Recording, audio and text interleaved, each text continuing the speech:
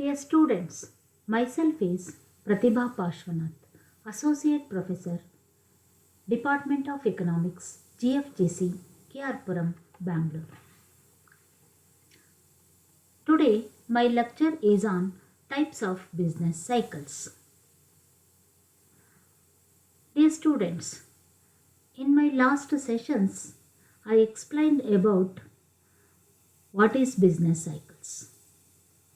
We understood that business cycles are nothing but fluctuations in various economic activities over the period of time. Hence, based on the length of time of occurrence or underlying time period of existence of the cycle, the business cycles are mainly divided into different types like minor, major, and the like. In this context,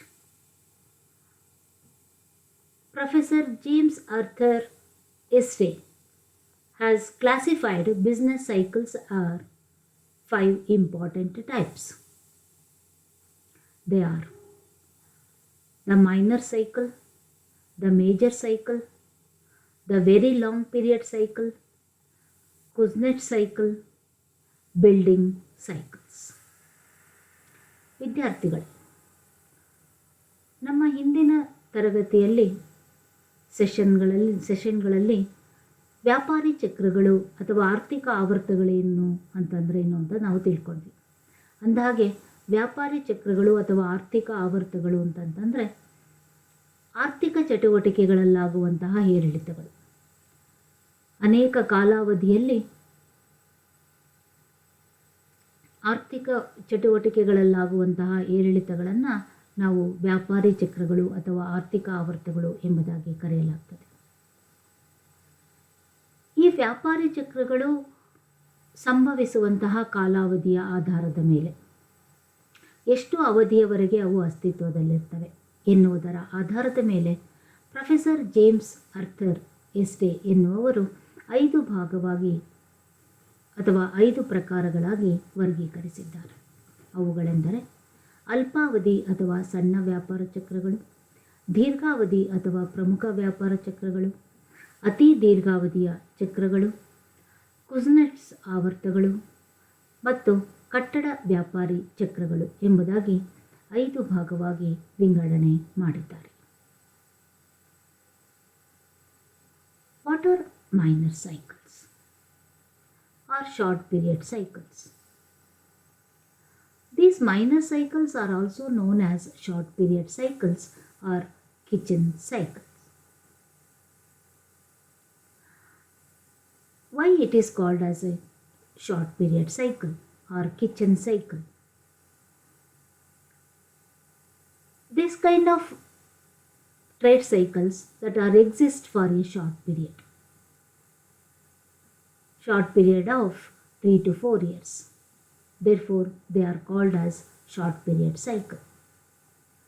And this is also called as kitchen cycle because this has gained popularity after the name of British economist Joseph Kitchen in the year 1923.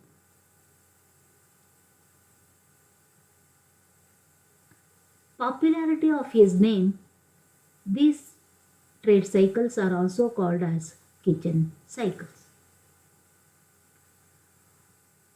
Joseph Kitchen has made a research and came to conclusion that a cycle takes place within the duration of approximately 30 to 40 months. And major cycle is composed of 2 or 3 this kind of minor cycles of 40 months.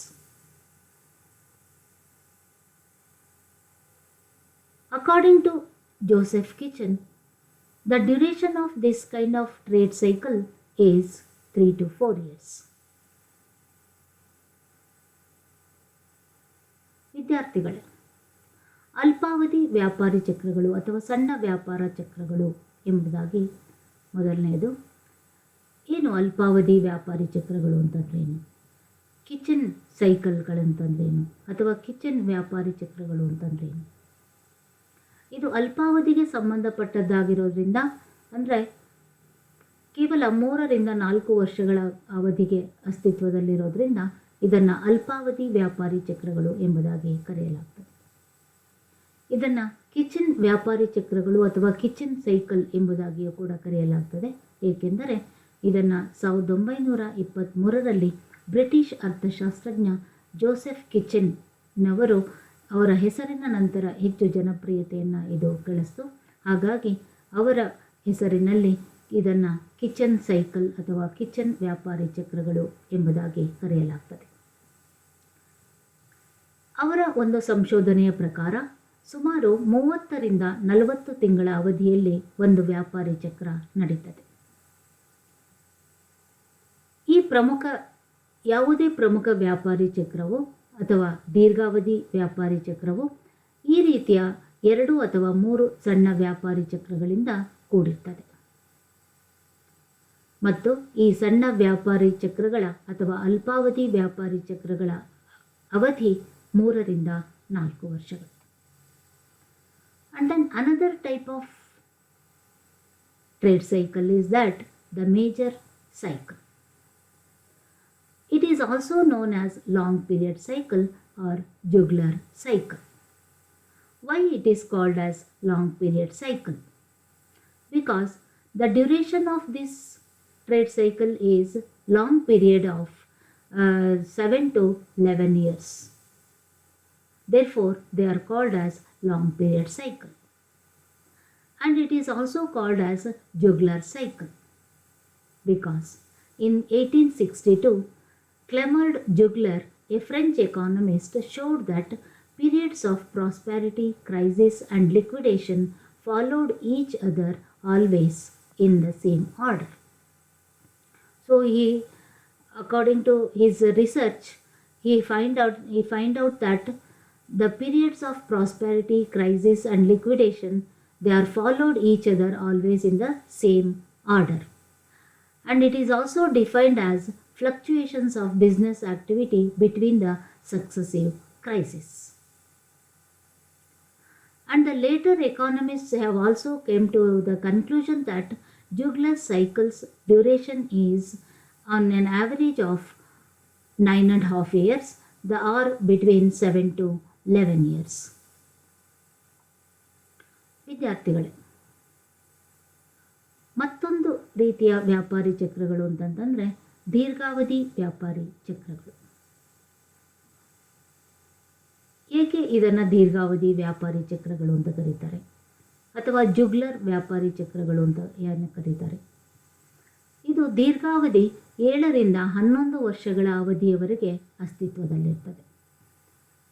ಆದ್ದರಿಂದ ಇವುಗಳಿಗೆ ದೀರ್ಘಾವಧಿ ವ್ಯಾಪಾರಿ ಚಕ್ರಗಳು ಎಂದು ಕರೆಯಲಾಗ್ತದೆ. ಇವುಗಳನ್ನು ಜುಗ್ಲರ್ ವ್ಯಾಪಾರಿ ಚಕ್ರಗಳು ಎಂಬುದಾಗಿಯೂ ಕೂಡ ಕರೆಯಲಾಗ್ತದೆ. ಏಕೆಂದರೆ 1862ರಲ್ಲಿ ಫ್ರೆಂಚ್ ಅರ್ಥಶಾಸ್ತ್ರಜ್ಞ ಕ್ಲೆಮರ್ಡ್ ಜುಗ್ಲರ್ ಎಂಬುವರು ಸಂಶೋಧನೆಯನ್ನು ನಡೆಸಿ ಸಮೃದ್ಧಿ, ಬಿಕ್ಕಟ್ಟು ಮತ್ತು ದಿವಾಳಿಯ ಅವಧಿಗಳು ಯಾವಾಗಲೂ ಒಂದೇ ಕ್ರಮದಲ್ಲಿ ಪರಸ್ಪರ ಅನುಸರಿಸ್ತವೆ ಎಂಬುದನ್ನು ಅವರು ತಮ್ಮ ಅಭಿಪ್ರಾಯವನ್ನು ವ್ಯಕ್ತಪಡಿಸಿದರು. ಹಾಗಾಗಿ ಕ್ಲೆಮರ್ಡ್ ಜುಗ್ಲರ್ರವರು ಈ ಅಭಿಪ್ರಾಯವನ್ನು ವ್ಯಕ್ತಪಡಿಸಿದ್ದರಿಂದ ಜುಗ್ಲರ್ ವ್ಯಾಪಾರಿ ಚಕ್ರಗಳು ಎಂಬುದಾಗಿ ಇದನ್ನು ಕರೆಯಲಾಗ್ತದೆ. ಅವರ ಪ್ರಕಾರ ಸತತ ಬಿಕ್ಕಟ್ಟುಗಳ ನಡುವಿನ ವ್ಯವಹಾರ ಚಟುವಟಿಕೆಯ ಏರಿಳಿತಗಳು ದೀರ್ಘಾವಧಿ ವ್ಯಾಪಾರಿ ಚಕ್ರಗಳಾಗಿರ್ತದೆ ಅಥವಾ ಪ್ರಮುಖ ವ್ಯಾಪಾರಿ ಚಕ್ರಗಳಾಗಿರ್ತದೆ ಎಂಬುದಾಗಿದೆ. ಆನಂತರ ಉಳಿದ ಅರ್ಥಶಾಸ್ತ್ರಜ್ಞರು ಕೂಡ ಜುಗ್ಲರ್ ಚಕ್ರದ ಅವಧಿಯ ಸರಾಸರಿ 9.5 ವರ್ಷಗಳು ಎಂಬುದಾಗಿ ವ್ಯಕ್ತಪಡಿಸಿದರು ಅಥವಾ 7ರಿಂದ 11 ವರ್ಷಗಳ ಅವಧಿಯವರೆಗೆ ಈ ವ್ಯಾಪಾರಿ ಚಕ್ರಗಳು ಅಸ್ತಿತ್ವದಲ್ಲಿ ಇರ್ತವೆ. And then another type of trade cycle is that very long period cycle, ಅತಿ ದೀರ್ಘಾವಧಿಯ ವ್ಯಾಪಾರಿ ಚಕ್ರಗಳು. This kind of trade cycles are known as quadrantive cycle. Why it is called as quadrantive cycle? This was propounded by N.D. Quadrantiv, the Russian economist, in 1925. And this opinion that there are longer waves of cycle of more than 50 years. The longer waves are ranging from 50 to 60 years. That is more than 50 years, or it is ranging between 50 to 60 years. It is called as Kvadrativ cycle because it is propounded by Kvadrativ, the Russian economist. Hence, these long waves are called as Kvadrativ cycles, and it consists of several major and minor cycles. Both short period and long period cycles are included in that.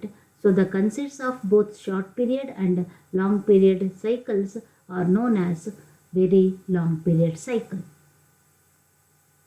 ವಿದ್ಯಾರ್ಥಿಗಳೇ, ಮತ್ತೊಂದು ರೀತಿಯ ವ್ಯಾಪಾರಿ ಚಕ್ರ ಅಂತಂದರೆ ಅತಿ ದೀರ್ಘಾವಧಿಯ ವ್ಯಾಪಾರಿ ಚಕ್ರಗಳಾಗಿದೆ. ಇದನ್ನು ಕ್ವಾಡ್ರಾಟಿವ್ ಚಕ್ರಗಳು, ವ್ಯಾಪಾರಿ ಚಕ್ರಗಳು ಎಂದು ಕರೀತಾರೆ. ಯಾಕೆ ಇದನ್ನು ಕ್ವಾಡ್ರಾಟಿವ್ ವ್ಯಾಪಾರಿ ಚಕ್ರಗಳು ಅಂತ ಕರೀತಾರೆ? ಇದನ್ನು 1925ರಲ್ಲಿ ರಷ್ಯಾದ ಅರ್ಥಶಾಸ್ತ್ರಜ್ಞ ಎನ್.ಡಿ. ಕ್ವಾಡ್ರಾಟಿವ್ ಅವರವರು ಪ್ರತಿಪಾದಿಸಿದ್ರಿಂದ ಇದಕ್ಕೆ ಕ್ವಾಡ್ರಾಟಿವ್ ಚಕ್ರಗಳು ಅಂತ ಕರೀತಾರೆ. ಅವರ ಒಂದು ಸಂಶೋಧನೆಯ ಪ್ರಕಾರ 50 ವರ್ಷಗಳಿಗಿಂತ ಹೆಚ್ಚು ಅಥವಾ 50ರಿಂದ 60 ವರ್ಷಗಳ ಚಕ್ರಗಳ ಉದ್ದದ ಅಲೆಗಳೇನಿದೆ ಅದು ಅತಿ ದೀರ್ಘಾವಧಿ ವ್ಯಾಪಾರಿ ಚಕ್ರಗಳಾಗಿದೆ. ಆದ್ದರಿಂದ ಈ ಉದ್ದವಾದ ಅಥವಾ ದೀರ್ಘಾವಧಿಯ ವ್ಯಾಪಾರಿ ಅಲೆಗಳನ್ನು ಕ್ವಾಡ್ರಾಟಿವ್ ವ್ಯಾಪಾರಿ ಚಕ್ರಗಳು ಎಂದು ಕರೆಯಲಾಗ್ತದೆ. ಈ ಅತಿ ದೀರ್ಘವಾದ ವ್ಯಾಪಾರಿ ಚಕ್ರಗಳು ಏನಿದ್ದಾವೆ ಇವು ಸಣ್ಣ ಮತ್ತು ಪ್ರಮುಖ ವ್ಯಾಪಾರಿ ಚಕ್ರಗಳನ್ನು ಒಳಗೊಂಡಿರ್ತದೆ. ಅಂದರೆ ಅಲ್ಪಾವಧಿ ಮತ್ತು ದೀರ್ಘಾವಧಿ ಎರಡನ್ನೂ ಕೂಡ ಒಳಗೊಂಡಿರುವಂತಹ ವ್ಯಾಪಾರಿ ಚಕ್ರಗಳಾಗಿದೆ. And then another type of trade cycle is that Kuznets cycle. Kuznets ಅವರ ಆರ್ಥಿಕ ಆವರ್ತಗಳು. It is known as Kuznets cycle or Kuznets swing. Why it is called as Kuznets cycle or Kuznets swing? The business cycle, this kind of business cycle was propounded by the famous American economist Professor Simon Kuznets. And he identified this kind of trade cycle in 1930s. And according to him, this kind of secular swing exists between 15 to 25 years. And he called it as a medium range economic wave and shows its effect within that period only. And he called these trade cycles as infrastructural investment cycles because these kind of trade cycles are exists because of increase in the fluctuations in the infrastructural investment. And then this kind of cyclical variations are also exist in growth rates. ವಿದ್ಯಾರ್ಥಿಗಳೇ, ಮತ್ತೊಂದು ರೀತಿಯಾದಂತಹ ವ್ಯಾಪಾರಿ ಚಕ್ರಗಳು ಅಂತಂತಂದರೆ ಕುಜ್ನೆಟ್ಸ್ ಅವರ ವ್ಯಾಪಾರಿ ಚಕ್ರಗಳಾಗಿದೆ ಅಥವಾ ಕುಜ್ನೆಟ್ಸ್ ಅವರ ವ್ಯಾಪಾರ ಸ್ವಿಂಗ್ ಎಂಬುದಾಗಿಯೂ ಕೂಡ ಇದನ್ನು ಕರೆಯಲಾಗ್ತದೆ. ಯಾಕೆ ಇದನ್ನು ಕುಜ್ನೆಟ್ಸ್ ಅವರ ವ್ಯಾಪಾರ ಚಕ್ರ ಎಂಬುದಾಗಿ ಕರೆಯಲಾಗ್ತದೆ? ಈ ವ್ಯಾಪಾರಿ ಚಕ್ರವನ್ನು ಪ್ರಸಿದ್ಧ ಅಮೇರಿಕನ್ ಅರ್ಥಶಾಸ್ತ್ರಜ್ಞ ಪ್ರೊಫೆಸರ್ ಸೈಮನ್ ಕುಜ್ನೆಟ್ಸ್ ಅವರು ಪ್ರತಿಪಾದಿಸಿದ್ದರಿಂದ ಇದಕ್ಕೆ ಕುಜ್ನೆಟ್ಸ್ ವ್ಯಾಪಾರ ಚಕ್ರ ಎಂದು ಕರೆಯಲಾಗ್ತದೆ. ಅವರ ಪ್ರಕಾರ ಈ ರೀತಿಯಾದಂತಹ ವ್ಯಾಪಾರ ಚಕ್ರಗಳು 15ರಿಂದ 25 ವರ್ಷಗಳ ಅವಧಿಯವರೆಗೆ ಅಸ್ತಿತ್ವದಲ್ಲಿರ್ತವೆ. ಇದನ್ನು ಕುಜ್ನೆಟ್ಸ್ ಅವರು 1930ರಲ್ಲಿ ಪ್ರತಿಪಾದಿಸಿದರು. ಅವರ ಪ್ರಕಾರ ಇದು ಮಧ್ಯಮಾವಧಿ ಆರ್ಥಿಕ ಅಲೆಯಾಗಿದೆ, ಮೀಡಿಯಂ ರೇಂಜ್ ಎಕನಾಮಿಕ್ ವೇವ್. ಇದನ್ನು ಮೂಲ ಸೌಕರ್ಯಗಳ ಹೂಡಿಕೆ ಚಕ್ರಗಳು ಎಂದು ಕೂಡ ಕರೆದಿದ್ದಾರೆ. ಏಕೆಂದರೆ ಅವರ ಪ್ರಕಾರ ಮೂಲ ಸೌಕರ್ಯಗಳೆಲ್ಲ ಆಗುವಂತಹ ವ್ಯತ್ಯಾಸಗಳೇನಿದೆ, ಮೂಲ ಸೌಕರ್ಯಗಳ ಹೂಡಿಕೆಯಲ್ಲಿ ಏನು ವ್ಯತ್ಯಾಸಗಳಾಗ್ತದೆ ಅದು ವ್ಯಾಪಾರಿ ಚಕ್ರಗಳಿಗೆ ಕಾರಣವಾಗಿರ್ತದೆ ಎಂಬುದು ಅವರ ಅಭಿಪ್ರಾಯವಾಗಿದೆ. ಆದ್ದರಿಂದ ಇದನ್ನು ಮೂಲ ಸೌಕರ್ಯಗಳ ಹೂಡಿಕೆ ಚಕ್ರಗಳು ಎಂದು ಕೂಡ ಕರೆದಿದ್ದಾರೆ.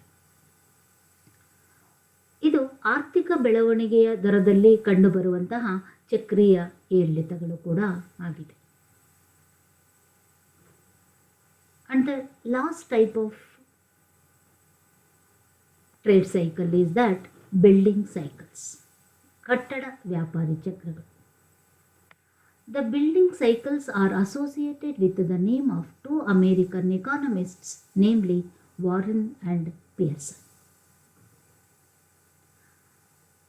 These two economists expressed their view in World Prices and the Building Industry book in the year 1937.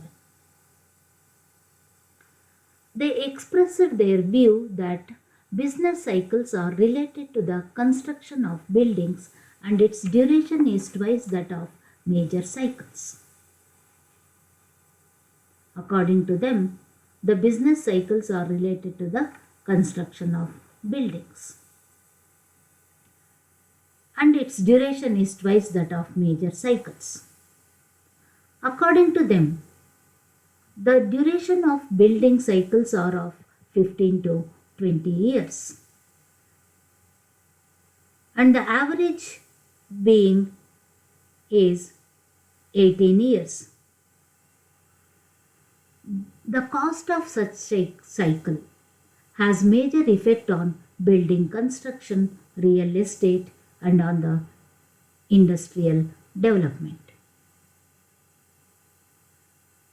That means this kind of building cycles has a major effect on the building construction, real estate and other industrial development according to that Warren and Pearson.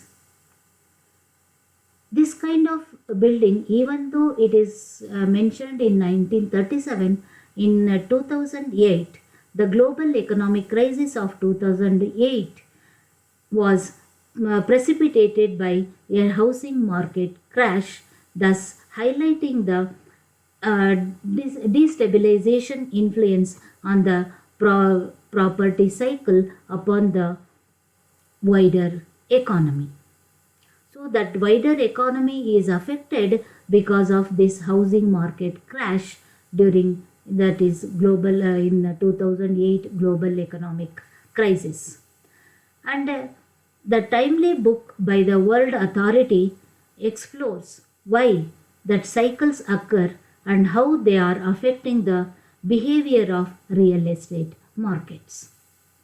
So that real estate markets are affected because of that fluctuations. So that so this is what that is global economic crisis of 2008 said about that, how that business cycles, building cycles are due to the relate to the construction of buildings and also that industrial development and also real estate fluctuations. So this is another type of trade cycle. ವಿದ್ಯಾರ್ಥಿಗಳು, ಕಟ್ಟಡ ವ್ಯಾಪಾರ ಚಕ್ರಗಳು ಏನು? ಕಟ್ಟಡ ವ್ಯಾಪಾರ ಚಕ್ರಗಳು ಅಂತಂತಂದರೆ ಇದನ್ನು ವಾರನ್ ಮತ್ತು ಪಿಯರ್ಸನ್ ಎಂಬ ಅಮೇರಿಕನ್ ಅರ್ಥಶಾಸ್ತ್ರಜ್ಞರು ಇದನ್ನು ಪ್ರತಿಪಾದಿಸಿದರು.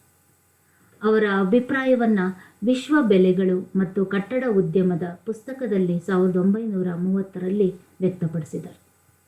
ಅವರ ಪ್ರಕಾರ ವ್ಯಾಪಾರಿ ಚಕ್ರಗಳು ಕಟ್ಟಡ ನಿರ್ಮಾಣಕ್ಕೆ ಸಂಬಂಧಿಸಿವೆ ಮತ್ತು ಅದರ ಅವಧಿ ಪ್ರಮುಖ ಚಕ್ರಗಳಿಗಿಂತ ಅಂದರೆ ದೀರ್ಘಾವಧಿ ಚಕ್ರಗಳಿಗಿಂತ 2 ಪಟ್ಟು ಹೆಚ್ಚಾಗಿದೆ ಅವರ ಅಭಿಪ್ರಾಯವಾಗಿದೆ. ಅವರ ಪ್ರಕಾರ ಈ ಕಟ್ಟಡ ವ್ಯಾಪಾರಿ ಚಕ್ರಗಳ ಅವಧಿ 15ರಿಂದ 20 ವರ್ಷಗಳು ಮತ್ತು ಸರಾಸರಿ 18 ವರ್ಷಗಳು.